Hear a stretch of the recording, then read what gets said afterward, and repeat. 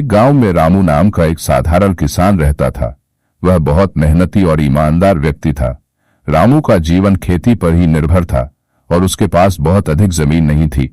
फिर भी वह अपनी छोटी सी खेती से अपने परिवार का पालन पोषण करता था। गांव के सभी लोग रामू की ईमानदारी और मेहनत की तारीफ करते थे। रामू का एक सपना था कि उसके बच्चे पढ़ लिखकर बड़े आदमी बने और शहर जाकर कुछ अच्छा काम करें। इसलिए उसने अपने बच्चों को शहर के स्कूल में पढ़ने भेजा।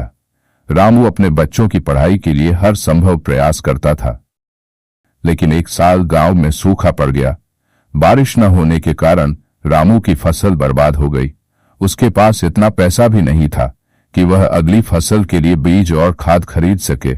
उसने गांव के कुछ अमीर लोगों से मदद मांगी, लेकिन किसी ने उसकी मदद नहीं की। रामू बहुत दुखी था और सोचने लगा कि अब वह अपने बच्चों की पढ़ाई कैसे जारी रखेगा। एक दिन रामू गांव के बाहर एक पेड़ के नीचे बैठा हुआ था और सोच रहा था कि अब क्या किया जाए। तभी गांव के एक बुजुर्ग व्यक्ति, जिसे सब बाबा कहते थे, बाबा ने रामू को दुखी देखकर उससे उसकी परेशानी पूछी।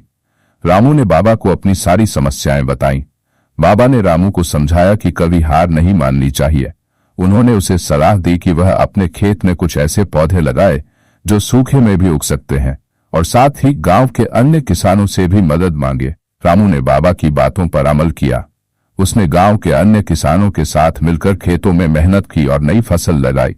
इस बार फसल अच्छी हुई और रामू ने उससे अच्छी कमाई की। उसने अपने बच्चों की पढ़ाई भी जारी रखी और अपनी मेहनत से धीरे धीरे अपनी स्थिति को सुधारा। कुछ सालों बाद रामू के बच्चे पढ़ लिख कर शहर में अच्छे पदों पर काम करने लगे। रामू की मेहनत और ईमानदारी ने उसे उस मुकाम पर पहुंचाया जहां उसके गांव के लोग भी उसकी तारीफ करने लगे।